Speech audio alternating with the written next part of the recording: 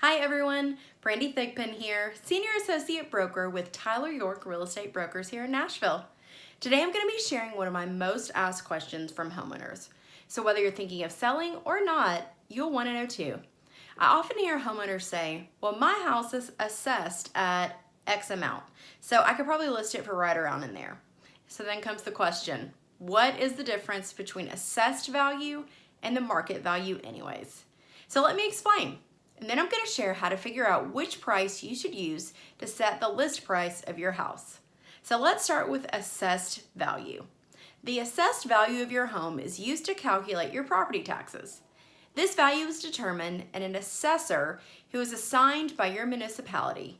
The assessor comes up with the home value based on recently sold properties nearby, the size and location of your home, and takes that into consideration with any updates that have been done. Pulled permits for remodeling and additions are included. The assessed value of your home is public knowledge contained in property records. It's actually common for assessed value to be lower than the market value, so it's important to always consult with a professional before listing your home for sale to help you decide and determine what price is most appropriate. You're going to want to make sure that you're not underpricing your home because you're only taking the assessed value into the consideration. So now for market value. The market value of a home is determined by the variety of characteristics. These include location, square footage, lot size, number of bedrooms and bathrooms, the condition and quality, as well as the finishes such as appliances, flooring, kitchen and bath updates, and any other specific home features. The market value also takes comparable homes into consideration by looking at what is currently for sale and what is recently sold in the neighborhood. Supply and demand determine whether or not it is a buyer or a seller's market. This means how many homes are for sale versus how many buyers are out buying them. After compiling all of that data, you can come up with an accurate list price for your home.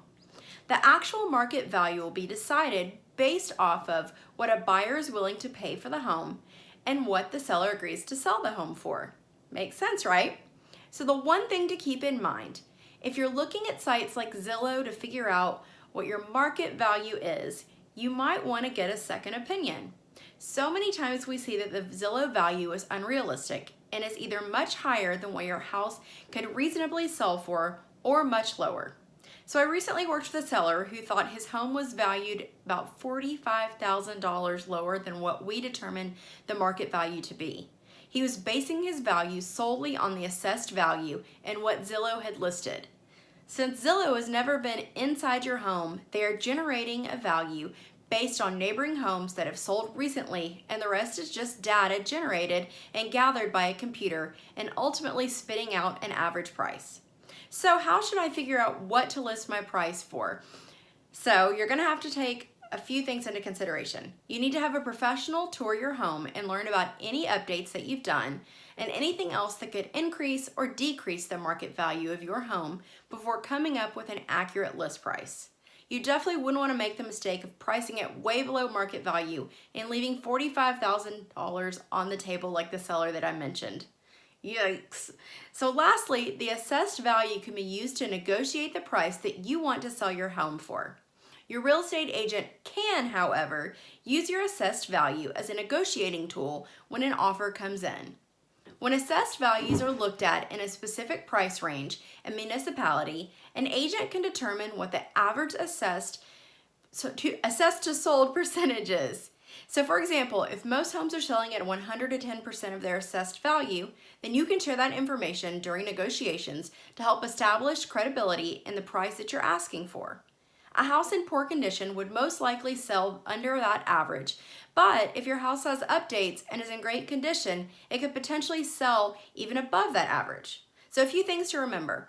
Always meet with a professional before putting your house on the market. Your home is likely your biggest investment and can continue to be used in an investment for when you buy your next home and continue to build that equity. You're definitely going to make sure that you are making a smart real estate decision and not leaving money on the table that shouldn't be left. So thanks so much for tuning into this week's episode of the Redhead Realtor Sells Nashville. If you want to learn more about what I can do to help you make smart real estate decisions and prepare your home for sale, let's set up a coffee date. Your favorite coffee is going to be on me.